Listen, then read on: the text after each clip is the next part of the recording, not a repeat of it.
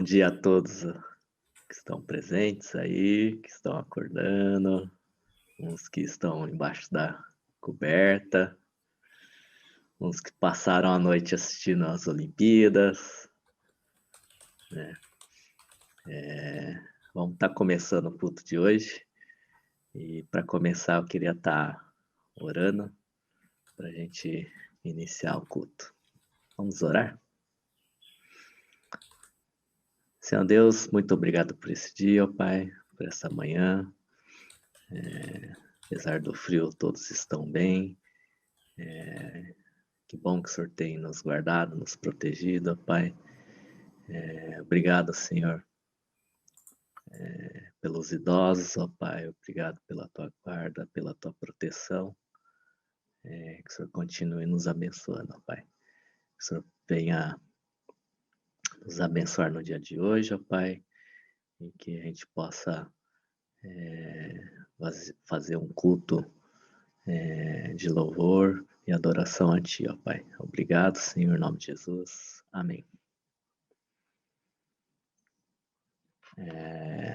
Para a gente começar, então,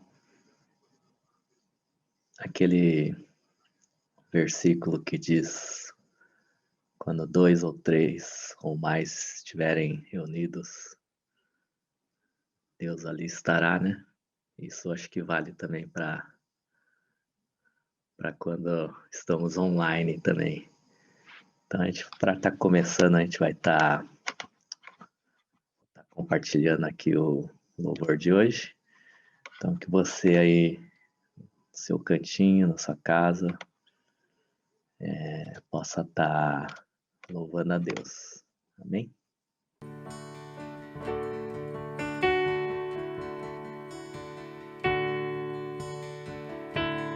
Nós queremos ouvir Tua voz, Teu louvor sempre esteja entre nós. Queremos ser, Senhor, mais sábios na verdade, no amor, marcharemos na coragem do Senhor.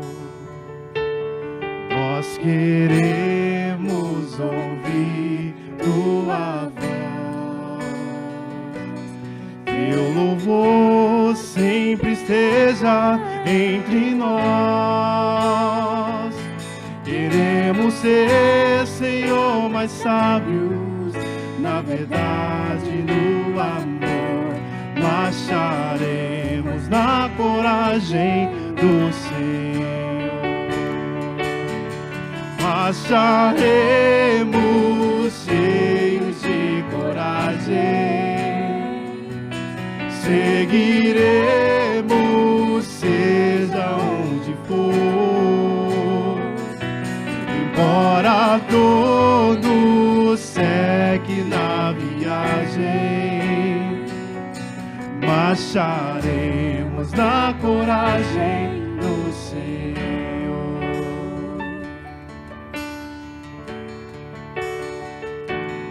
Quando a escuridão da noite descer, iremos só pela graça e fé viver,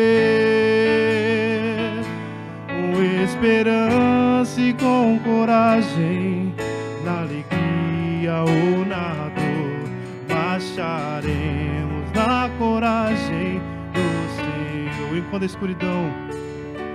E quando a escuridão da noite descer, iremos só pela graça e fé viver, com esperança e com coragem, na alegria ou na dor, marcharemos na coragem do Senhor. Marcharemos cheios de coragem, seguiremos, seja onde for, embora a dor nos seque segue na viagem, marcharemos na coragem do Senhor, marcharemos cheios de coragem, seguiremos seja onde for, embora a dor nos segue na viagem, marcharemos na coragem do Senhor, marcharemos na coragem do Senhor.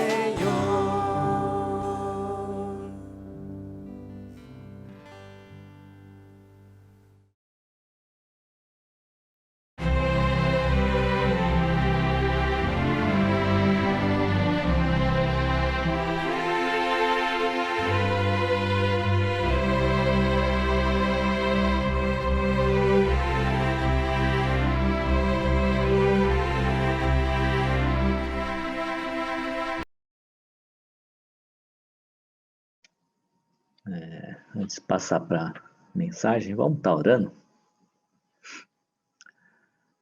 Senhor Deus, na vida temos dificuldades, ó Pai, mas que a gente possa continuar marchando em direção a Ti, ó Pai, o Teu caminho, que a gente possa ter perseverança, ó Pai, que o Senhor está conosco, ó Pai, então que, como cantamos, ó Pai, que a gente possa continuar marchando, ó Pai, apesar de todas as dificuldades, ó Pai, que a gente possa, na tempestade, ó Pai, saber que o Senhor é nosso refúgio, ó Pai, que o Senhor nunca, Pai, nos desampara, ó Pai, o Senhor nunca desiste de nós, ó Pai, obrigado, Senhor, obrigado por tudo mesmo, ó Pai, por esse tempo, ó Pai, que a gente tem passado, por todas as dificuldades, ó Pai, mas que a gente possa sempre aprender, ó Pai, que o Senhor está conosco, ó Pai, que a gente possa ser grato a Ti, ó Pai, por toda e qualquer situação, ó Pai. Obrigado por esses momentos, ó Pai. Obrigado também pelo Teu sacrifício na cruz, ó Pai. Obrigado por tudo que o Senhor fez, que o Senhor fará por nós ainda, Pai. Que o Senhor fique com a mensagem, ó Pai, que a gente possa transformar a mensagem, ó Pai, as palavras, ó Pai, em ações, ó Pai, que a gente possa frutificar, que a gente possa praticar a Tua palavra também, ó Pai. Obrigado, Senhor, abençoa o pastor Augusto, abençoa o pastor Rico, ó Pai, no dia de hoje, ó Pai. Em nome de Jesus, amém. Acho que o pastor Augusto vai fazer a introdução para a mensagem. Bom dia, pastor Rico. Nós estamos preparando os nossos corações aí para a ceia. E antes disso, nós vamos ouvir a exposição da palavra do Senhor. E temos um convidado ilustre aí, pastor Ricardo, devidamente agasalhado aí.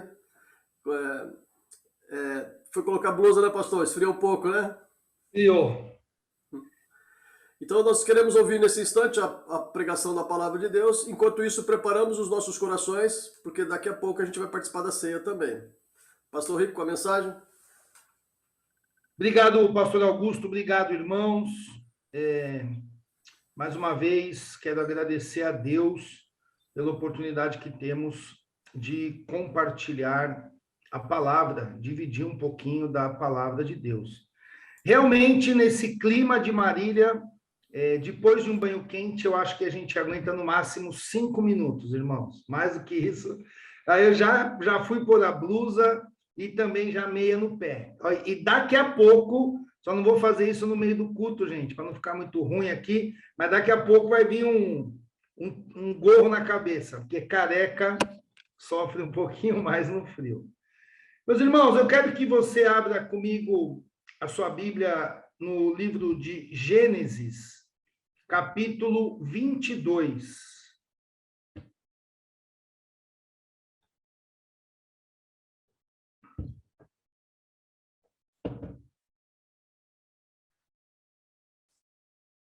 Gênesis, capítulo 22.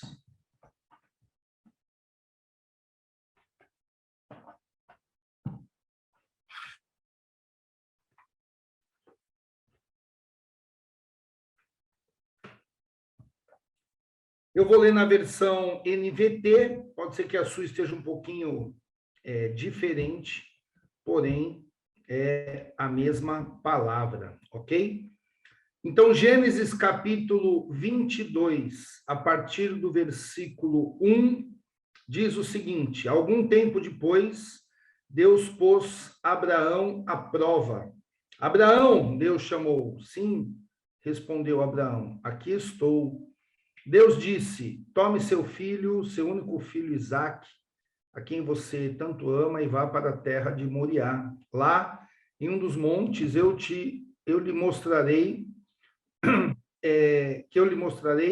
ofereça-o como holocausto.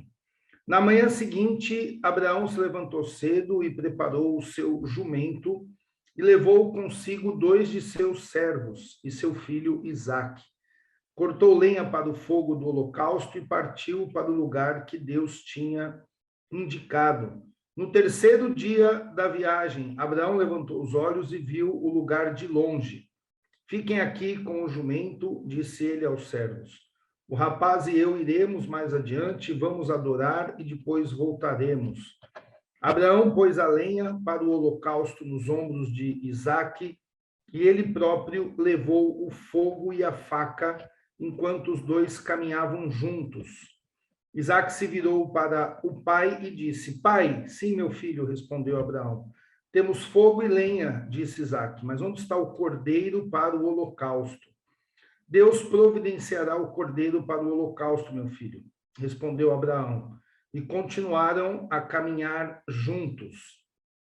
Quando chegaram ao lugar que Deus havia indicado, Abraão construiu um altar e arrumou a lenha sobre ele. Em seguida, amarrou seu filho Isaque e o colocou no altar sobre a lenha. Então pegou a faca para sacrificar o filho. Nesse momento, o anjo do Senhor o chamou do céu. Abraão, Abraão. Aqui estou, respondeu Abraão. Não toque no rapaz, disse o anjo, não lhe faça mal algum. Agora sei que você teme a Deus de fato, não me negou nem mesmo seu filho, seu único filho. Então Abraão levantou os olhos e viu um carneiro preso pelos chifres num arbusto. Pegou o carneiro e ofereceu como holocausto em lugar do filho. Abraão chamou aquele lugar de Javé-Jiré. Até hoje as pessoas usam esse nome como o provérbio: no monte do Senhor se providenciará. Então o anjo do Senhor chamou novamente do céu. Assim diz o Senhor: uma vez que você me obedeceu e não me negou nem mesmo o seu único filho, juro pelo meu nome que certamente o abençoarei, multiplicarei grandemente seus descendentes, e eles serão como as estrelas do céu e a areia na beira do mar. Seus descendentes conquistarão as cidades de seus inimigos, e por meio deles todas as nações da terra serão abençoadas. Tudo isso porque você me obedeceu. Então voltaram até onde estavam os servos e partiram para Berseba, onde Abraão continuou a morar. Muito bem, irmãos, essa é uma história bastante conhecida de todos nós, uma história que Deus pede algo muito difícil para Abraão. Deus pede algo realmente assim, que é único na Bíblia. Deus está pedindo algo que a gente não vai ver em nenhum outro lugar. Essa é uma história aí memorável. Ela só está aí neste lugar, ela tem um propósito muito específico, porque Deus pede para Abraão sacrificar o seu próprio filho. Irmãos, o que eu quero pensar aqui um pouquinho sobre essa passagem, para a gente refletir nessa manhã, especialmente por ser a manhã de Santa Ceia e ser um dia que nós vamos refletir, né, a respeito da nossa fé, a respeito do quanto temos colocado a nossa vida, o nosso coração diante de Deus, a respeito do quanto Deus, né, pelo o sacrifício de Jesus na cruz, nos fez dignos de participar da ceia, não é por nós, por nosso esforço, por nossa capacidade, mas tudo aquilo que Deus fez ali na cruz de Cristo. Então, diante disso, eu queria pensar em três coisas. Antes, eu quero só jogar aqui um breve pano de fundo. Como vocês sabem, nós temos ali o começo, onde tem a criação, a queda, com a serpente ali, Adão e Eva. Depois nós temos o Caim e Abel, Arca de Noé e Torre de Babel, que são três eventos que mostram a consequência da queda. A gente sabe que Caim e Abel foram dois irmãos que um matou o outro. A gente sabe que a Arca de Noé é porque o mundo estava desandando feio novamente, e aí então Deus, pela sua graça, resgata ali Noé e sua família na arca, e vem o dilúvio e destrói tudo. E a gente sabe que a Torre de Babel era um grupo de homens que, como a própria palavra diz, queriam fazer um nome para si mesmos.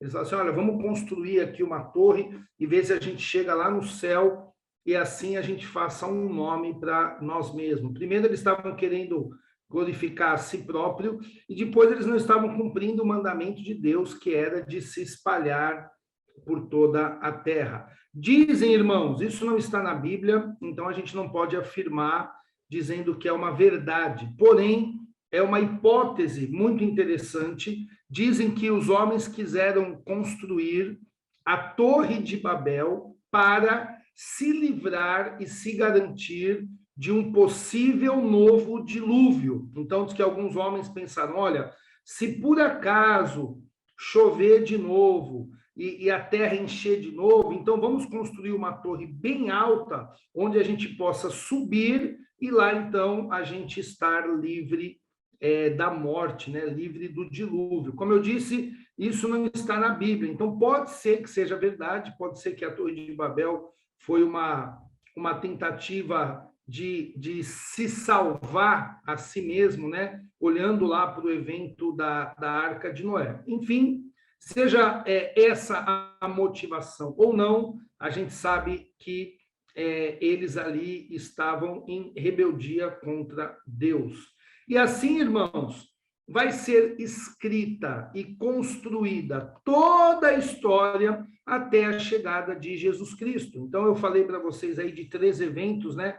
Caim e Abel, Arca de Noé e Torre de Babel. Mas depois, irmãos, nós vamos ter durante toda a Bíblia sempre observando que ninguém, nenhum homem, nenhuma mulher atinge a perfeição. Ninguém consegue agradar a Deus totalmente, nem mesmo Abraão, que é o que nós vamos ler aqui, que nós vamos refletir aqui, que ele cumpriu algo muito difícil, ele foi muito obediente a Deus. Mas mesmo assim, a gente sabe que o único perfeito foi Jesus. E aí, meus irmãos, é muito importante porque, dado esse começo que eu falei para vocês, desses eventos até a Torre de Babel, em Abraão, que é o evento seguinte, que Deus, então, começa a chamar novamente o seu propósito de formar uma nação, e essa nação, ela seria como um espelho de Deus na terra. Ela seria uma nação como alguém que iria ser sacerdotes, eles iriam representar Deus na terra. E a gente sabe que essa nação é a nação de Israel, e de fato existe uma longa história muito bonita, porque a família de José entra no Egito, o povo cresce, depois o povo sai do Egito, né, pelo Mar Vermelho, e ali já é um povo, eles recebem os 10 mandamentos, o tabernáculo, conquistam a terra, formam então uma nação grande e poderosa ali no reinado de Davi, e depois com Salomão a coisa começa a desandar, o reino se divide, vem o cativeiro, até então a chegada de Jesus. Porém, Deus estava chamando Abraão, e Abraão é o início de tudo isso. Abraão é o começo de tudo isso. Então, apesar da história de Abraão estar lá em Gênesis 12, ela tem um elo, né, como uma corrente, ela é um ponto importante em toda a história quando nós olhamos, especialmente porque Deus, através de Abraão, através de sua família, iria fazer algo grandioso. Se você puder colocar aí os olhos na palavra de Deus, se você vê aí o versículo 15, diz: então o anjo do Senhor chamou Abraão novamente do céu e disse: assim diz o Senhor, uma vez que você me obedeceu e não negou nem mesmo seu filho, seu único filho, juro pelo meu nome que certamente o abençoarei, multiplicarei grandemente seus descendentes, eles serão como as estrelas do céu e a areia na beira do mar. Seus descendentes conquistarão cidades de seus inimigos, e por meio deles, todas as nações da terra serão abençoadas. Tudo isso porque você me obedeceu. Olha aí uma referência a Jesus no meio do versículo, quando diz: todas as nações da terra serão abençoadas, ou melhor, por meio da descendência de Abraão, a sua família iria se tornar um povo, e dentre este povo iria então nascer Jesus Cristo, que é aquele que é esse cumprimento que diz que todas as nações da terra serão abençoadas. Agora, meus irmãos, pegando lá o evento em si, a primeira coisa que eu quero pensar na nossa vida hoje, no nosso dia a dia hoje, no nosso cristianismo hoje, é como você lida com os desafios difíceis. Como que você faz quando Deus pede para você algo que é difícil de você cumprir? Por exemplo, perdoar uma pessoa. Meus irmãos, muitas vezes, perdoar uma pessoa é algo difícil, é algo duro, é algo que mexe com o nosso orgulho, mexe com os nossos pensamentos, nossa cabeça, algumas coisas que a gente lembra que aquela pessoa fez para nós, e a gente, então, esquiva para a direita, esquiva para a esquerda, dá uma desculpa aqui e não perdoa. Ou, por exemplo, como é que você lida quando você tem que falar a verdade sempre? Sempre, sempre, sempre. Não vale nem quando você está no escritório, né? E alguém liga, fala que eu não estou, fala que eu não estou. Eu sempre digo assim, a pessoa está, mas não pode atender no momento. Aí, mas talvez se você falar isso, vai ser seu chefe, e talvez ele vai querer te mandar embora, mas aí você vai falar assim, não, mas é que eu sou cristão e eu tenho que falar a verdade sempre, e não tem problema, você tá, mas não querer atender, a pessoa não quer saber. Então, muitas vezes, irmãos, somos colocados diante de questões difíceis na nossa vida, como Abraão foi colocado diante de uma questão muito difícil, que era o sacrifício do próprio filho. Hoje nós sabemos que isso, irmãos, é impossível de acontecer, porque, como eu disse, existia um propósito específico ali na vida de Abraão, mas pela própria palavra, hoje a gente pode saber que Deus não vai pedir para ninguém sacrificar nada, muito menos o seu próprio filho. Mas ele não vai pedir para a gente sacrificar ninguém, porque já teve um sacrifício maior, que foi o sacrifício de Cristo. Agora, veja bem, meus irmãos, a primeira coisa que Abraão fez, que a gente vai ver ali, ele não contestou em momento nenhum. Em momento nenhum você vai ver Abraão falando assim, Deus, mas por que eu tenho que fazer isso? Ai, Deus, mas isso é muito difícil. Ô, Deus, não dá para pedir alguma coisa aí mais fácil? Ô, Deus, olha, será que eu não posso sacrificar o filho do vizinho? Serve também? Posso pegar o filho do vizinho? Tem que ser o meu filho? Quer dizer, a gente não vê em Abraão contestação, desculpa, murmuração, nada. Inclusive, muitas pessoas perguntam a respeito de Sara nessa passagem, né? Assim, alguns dizem que Abraão não contou para ela o que ele ia fazer. Porque já pensou Abraão chegando em casa e assim, olha, eu vou levar nosso filho que eu vou levar ele ali para sacrificar. Quer dizer, eu acho que Sara não iria permitir, né? Eu acho que ia rolar ali uma treta na família. Mas é muito interessante nós vermos em Abraão essa confiança na suprema sabedoria e soberania de Deus. Deus pediu algo difícil. Será que nós, como Abraão, vamos confiar e sem colocar nenhuma desculpa, nada, nós vamos obedecer, nós vamos seguir e nós vamos fazer aquilo que nós temos que fazer, que muitas vezes nós sabemos o que nós temos que fazer.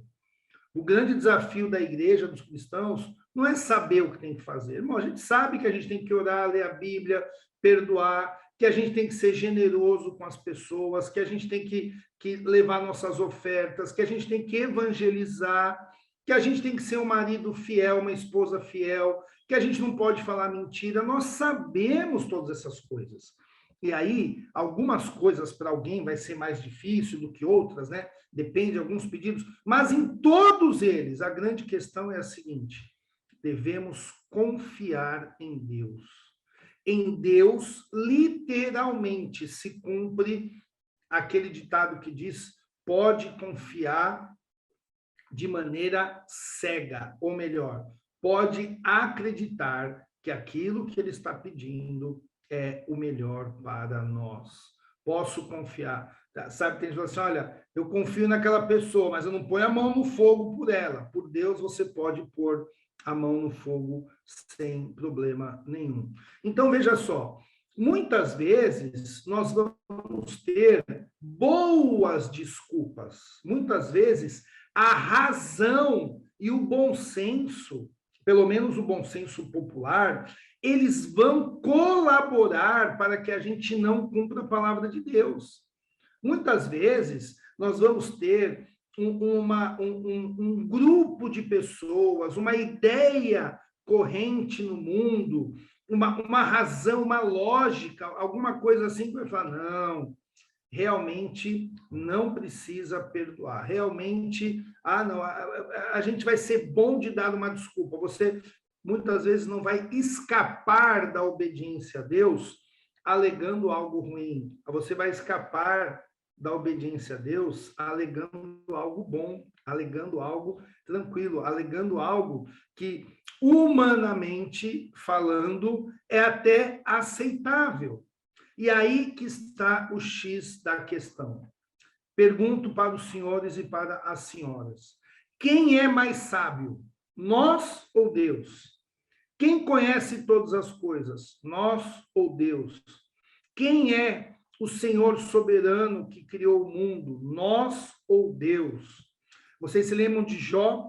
A toda a situação que Jó passou, e eu gosto muito que naquele diálogo de Deus com Jó, tem uma hora que Deus pergunta assim para Jó, ô Jó, onde você estava quando eu colocava limites nos mares? Você sabia que a praia, ela não invade a terra porque tem um limite que Deus colocou? Onde você estava, Jó, quando eu coloquei esses limites lá? Jó, onde você estava quando eu dei o nome para cada uma das estrelas? Estrelas essas que nós não podemos nem contar, nem a olho nu, nem com telescópio, a gente está descobrindo estrela nova. Então, meus irmãos, existe da parte de Deus uma grandeza e uma sabedoria infinita. Nós não devemos contestar a Deus. Nós não devemos abrir nossa boca, nós não devemos ficar pensando no porquê eu devo fazer isso. Irmãos, eu tenho que simplesmente fazer, eu tenho que simplesmente obedecer. E foi isso que Abraão fez. Ele confiou totalmente em Deus. Ele sabia que aquilo era algo fora do comum, mesmo no tempo dele, na época dele, ele sabia que aquilo era algo difícil. Mas, irmãos, a gente não vê uma palavra de contestação. E aqui fica o meu desafio para você, quando você estiver diante de situações difíceis, quando você tiver coisas que, olha, isso aqui é difícil. A melhor estratégia que você tem é faça logo o que tem que fazer.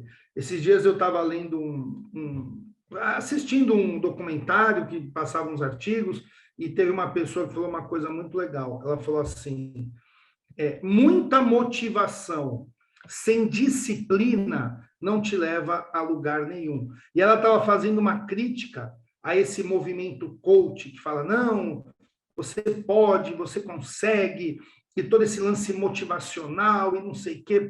E nesse documentário, uma mulher, ela falava assim, gente, na verdade, a motivação ela é importante, mas o que você precisa é de disciplina. Disciplina tem a ver com tempo, disciplina tem a ver com agenda, disciplina tem a ver com fazer o que tem que ser feito. Mas eu nem estou tão motivado assim. Não interessa, vai e faz. Porque a motivação, muitas vezes, a gente vai ficar esperando, tá sentindo, eu vou ficar esperando aquele louvor que toca meu coração, eu vou ficar tentando viver uma vida que não é a vida que Deus quer, que é estar toda hora, todo momento, sentindo numa êxtase espiritual, se é que existe êxtase espiritual, né, irmãos? Nem sei se isso existe, mas enfim.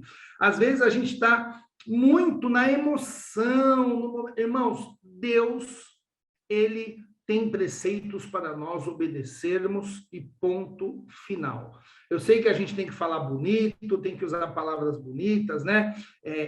Mas às vezes parece que Deus vai fazer com a gente igual a gente faz com criança. Sabe quando a criança não quer comer, aí você pega a colher e, ó, aviãozinho, abre a boca, e aí a criança come.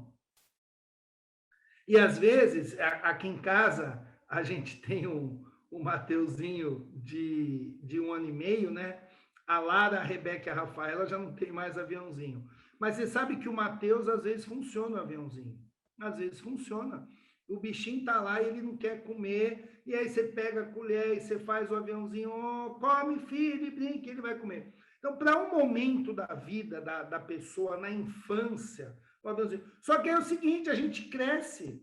E hoje, com as meninas, a Lara, a Rebeca e a Rafaela, meus irmãos, não tem aviãozinho. É o seguinte, come o que está no prato e ponto final, acabou. Você sabe que tem que comer. Ah, mas a Lara, deixa eu falar baixo aqui, tá, gente? Mas ela está numa fase. Ai, mas esse macarrão tem uma cebola. Ai, não sei. Filha, come. Eu falei para ela outro dia, eu falei assim, a sua mãe não põe veneno no prato. O que sua mãe pôs no prato, come. Se você gosta ou não, é outros 500. Abre a boca aí, come e não enche as paciências. Vocês estão entendendo, irmãos? Às vezes, nós, como cristãos, crescemos, entendemos a importância de perdoar, de orar, entendemos que tem coisas difíceis. Meu irmão, não é à toa que Jesus fala que a gente tem que morrer para nós mesmos. Por que Jesus fala que a gente tem que morrer para nós mesmos? Porque tem questões que vão ser difíceis, que o Ricardo vivo não vai resolver. O Ricardo tem que morrer e obedecer aquilo. Mas, às vezes, meus irmãos, sabe o que a gente quer? A gente já está adulto espiritual e a gente quer que Deus ainda fique fazendo aviãozinho para a gente. Oh, obedece, olha o perdão. A gente fica querendo recompensas visíveis, palpáveis, sem entender que a maior recompensa que nós temos é exatamente obedecer a Deus. É exatamente poder obedecer a Deus. Então, não seja infantil do ponto de vista espiritual.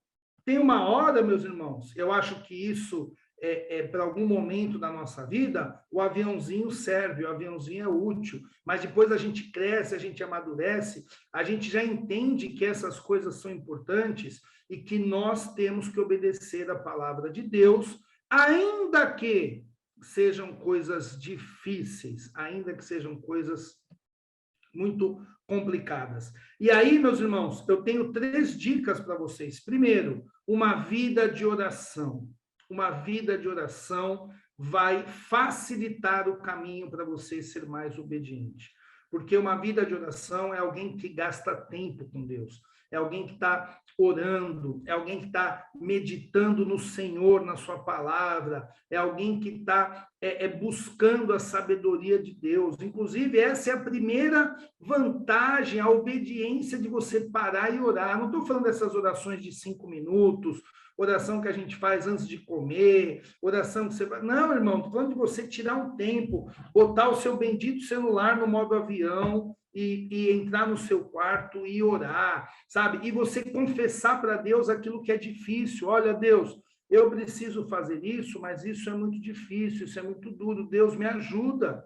Olha, Deus, eu estou com determinada situação, mas meu orgulho, ele está falando mais alto. Deus, quebra aqui meu orgulho. Precisamos buscar essa ajuda de Deus, precisamos buscar ajuda do Espírito Santo. Então, tenha uma vida de oração. Se você não tem uma vida de oração, digo para você que coisas difíceis de Deus ficarão quase impossíveis.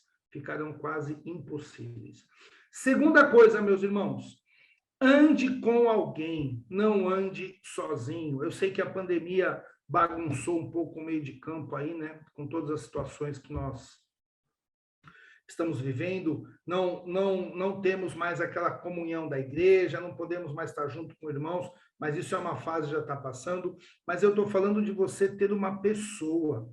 Você tem uma pessoa que você pode confessar os seus pecados abertamente mesmo? Você tem uma pessoa que você pode dividir com ela os desafios que você tem na sua vida? Você pode falar, isso aqui para mim está difícil. Você tem uma pessoa onde você possa orar junto e buscar sabedoria e ajuda de Deus, mas orando junto com uma pessoa? Isso é fundamental. Tem um pastor que fala que tem duas coisas no mundo que não dá para a gente fazer sozinho. A primeira é casar e a segunda é ser cristão. Casar não dá, né, gente? Casar sozinho. Apesar que esses dias aí eu vi na internet uma maluca aí que casou com ela mesma. É verdade, gente. Uma mulher, ela casou com ela mesma. Depois, se você quiser, joga no Google lá que você vai ver que essa doida fez festa de casamento e tudo mais, e ela casou com ela mesma. Mas tirando essas loucuras, não dá para você casar sozinho. A mesma coisa cristão. Inclusive, nós começamos lembrando disso, né? Onde estiverem 2 ou mais reunidos, ali estarei. Inclusive, isso vale também para o online, não vale só para o presencial.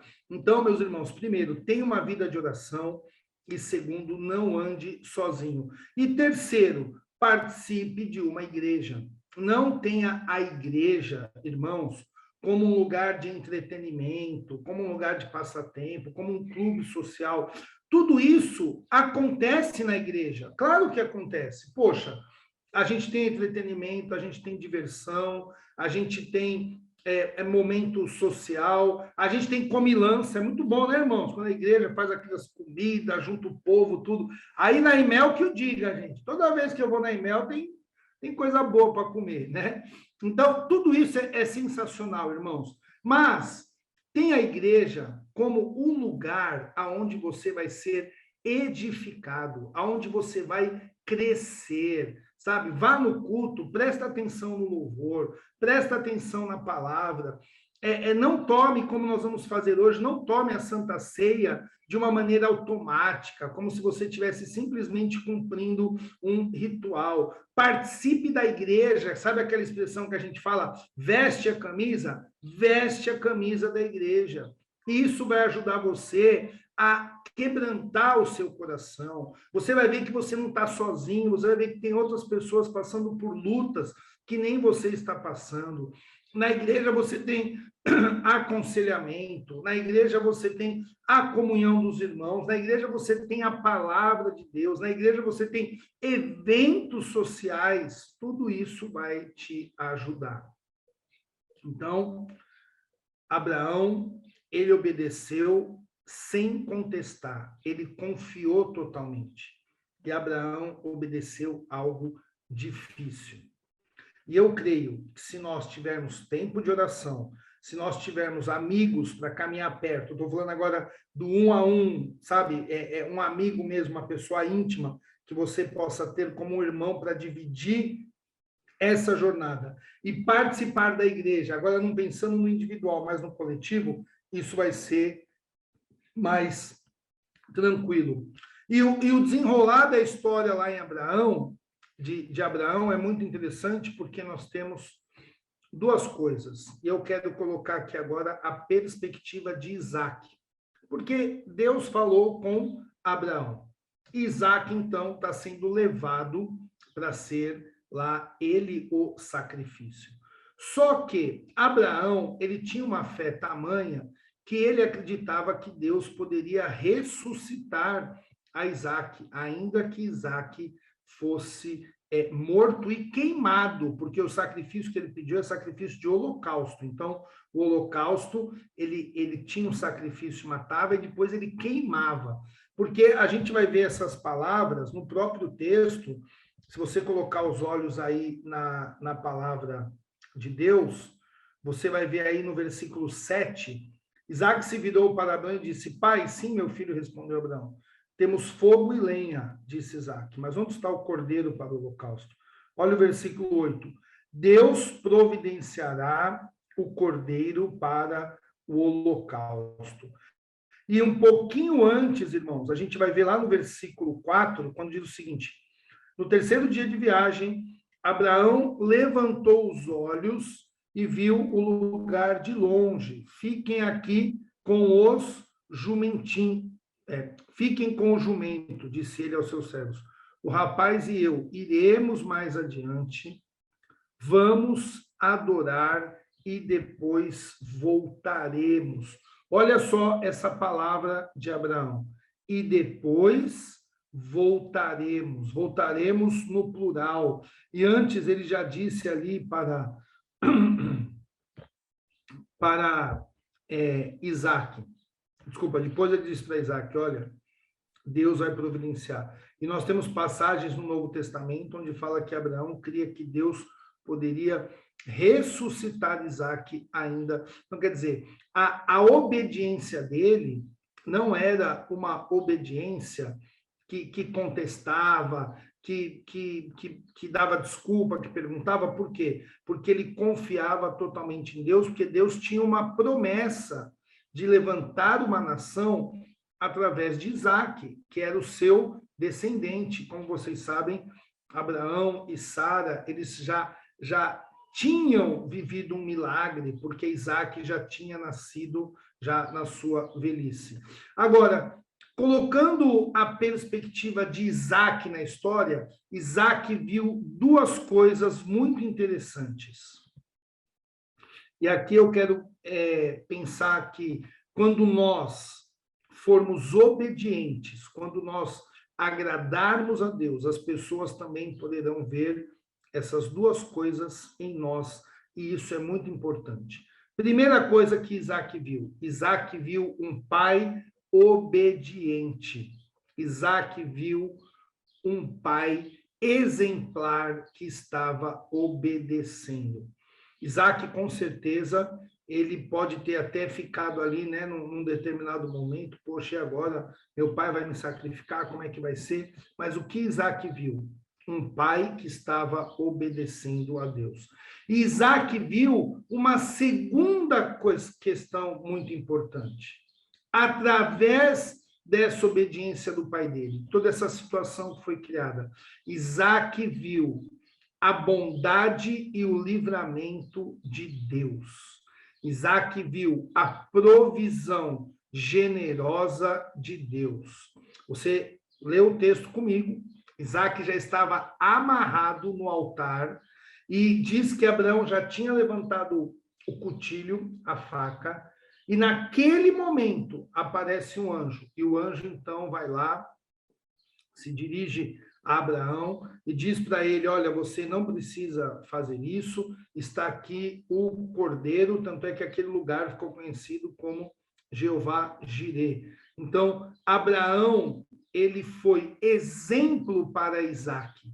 Abraão foi modelo de obediência para Isaac. Porém, Isaac também naquele dia conheceu um Deus que nos livra da morte. Conheceu um Deus que providencia um sacrifício substitutivo. E assim é quando nós olhamos para Jesus. Quando nós olhamos para Jesus, nós vemos alguém que foi obediente, nós vemos alguém que foi totalmente submisso à vontade de Deus. E quando nós olhamos para Jesus, nós vemos um Deus que também nos poupa da morte. Nós vemos um Deus que também prepara um outro sacrifício para que a gente, então, seja poupado. Então, Isaac, ele viu um pai obediente e ele viu um Deus generoso em suas provisões. Nós podemos ver isso em Jesus. E a grande pergunta que eu faço para você, e já finalizando, será que as pessoas têm visto isso em nós? Será que na minha vida e na sua vida, nós temos mostrado para as pessoas exemplo de fidelidade a Deus? Através da minha vida e da sua vida, as pessoas têm conhecido a Jesus, que é a generosa provisão de salvação de Deus? Será que nós temos vivido de tal maneira, onde nós temos espelhado a Cristo aqui na terra? eu quero te desafiar, nós estamos ainda no meio do ano, mas eu quero te desafiar. Quantas pessoas vieram a Cristo porque você evangelizou, porque você falou de Jesus? Quantas pessoas esse ano participaram de batismo, de Santa Ceia, porque você falou de Jesus para essa pessoa? Então, meus irmãos e minhas irmãs, lembre, Deus vai pedir coisas para nós que são difíceis.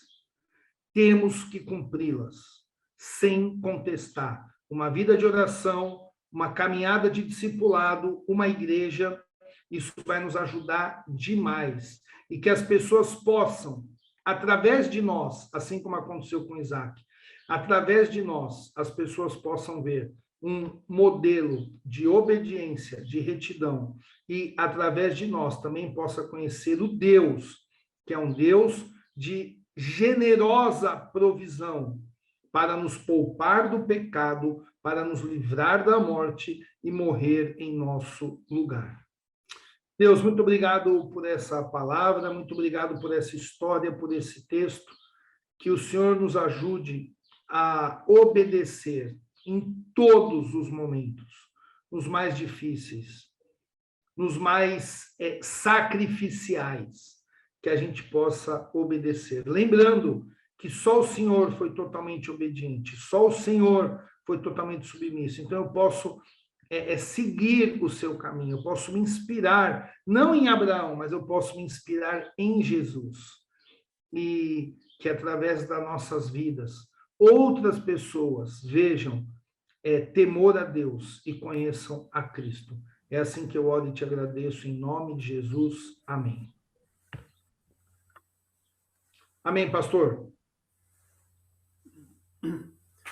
Amém. Muito obrigado, pastor Rico, pela mensagem. Nós vamos agora nos preparar para participar da ceia do Senhor. Por favor, pegue os elementos que você separou, o pão, o suco de uva, e assim nós vamos participar da ceia. Vou dar um minutinho aí para você separar os elementos.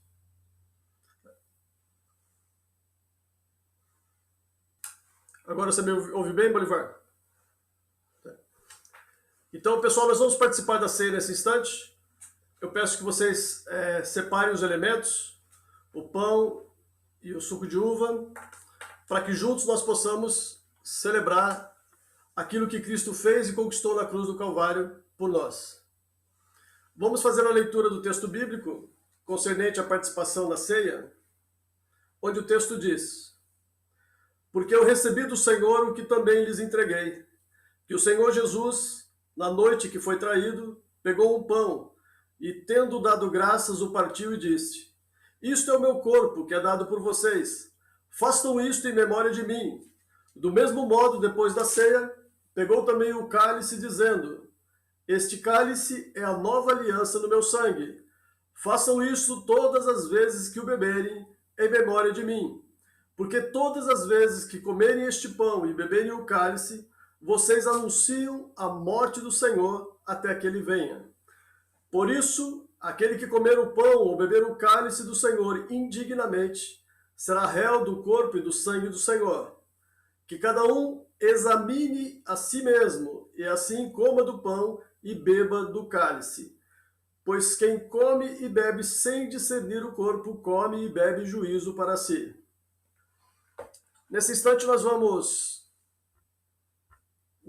ter um momento de reflexão, onde você tem a oportunidade de refletir sobre a sua vida cristã e pedir a Deus que perdoe os seus pecados, perdoe as suas falhas, perdoe aquilo que em sua vida não é coerente com a obra que Jesus Cristo fez por nós.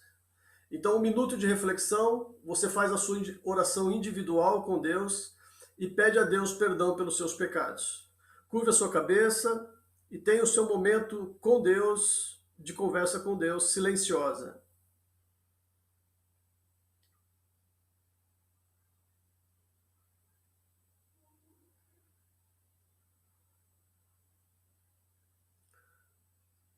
Pai, nós pedimos perdão por nossas falhas, Senhor. por nossos pecados, pecados por palavras, pecados por omissão, Senhor, por aquilo que deixamos de fazer quando sabíamos que era a Tua vontade, e por aquilo que fazemos, ó Pai, que é contra, Senhor, a Tua palavra, é contra, Senhor, a verdade do Evangelho de Jesus. Pedimos que o Senhor nos perdoe, purifique, Senhor, o nosso coração. Assumimos aqui, Senhor, o desejo de viver à luz do Teu Evangelho, deixando, Senhor, esses erros para trás e vivendo verdadeiramente em novidade de vida, conforme Jesus, conforme a obra que Jesus fez em nós. Pai, nós te agradecemos por esses elementos que estão diante de nós, que nos levam, Senhor, à recordação de tudo aquilo que Cristo fez e conquistou na cruz do Calvário por nós. Na cruz, ó Pai, Ele levou os nossos pecados. Na cruz, Senhor, Ele conquistou a nossa salvação. Ele nos libertou, Senhor, do pecado e nos deu, Senhor, a possibilidade de viver em novidade de vida. É por isso, Senhor, que nesta manhã nós queremos nos voltar totalmente para a cruz, recordando aquilo que Cristo fez e renovando, Senhor, o nosso compromisso com o Senhor. Que ao participarmos da ceia não seja apenas um ato mecânico, Senhor, apenas um ritual litúrgico, mas seja verdadeiramente o Teu Espírito nos renovando, Senhor. Este é o nosso desejo, ó Pai, a nossa expectativa, o nosso anseio na manhã de hoje. Venha, ó Espírito Santo, e faz uma mudança em nós. É o que te pedimos pelo nome de Jesus. Amém.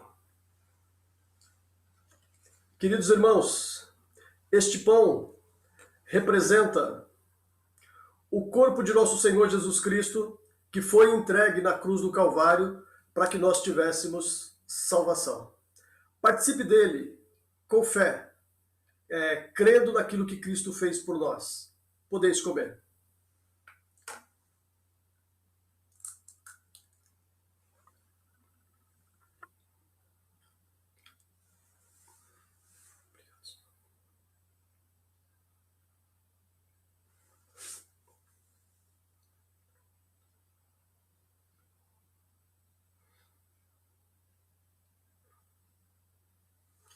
E esse cálice representa o sangue de nosso Senhor Jesus Cristo, um sangue inocente, um sangue sem pecado, que foi derramado na cruz do Calvário para que nós tivéssemos uma libertação dos nossos pecados e pudéssemos viver uma nova vida em Cristo. Participe dele com alegria, crendo na obra que Cristo fez por nós e tendo um coração agradecido. Podeis beber.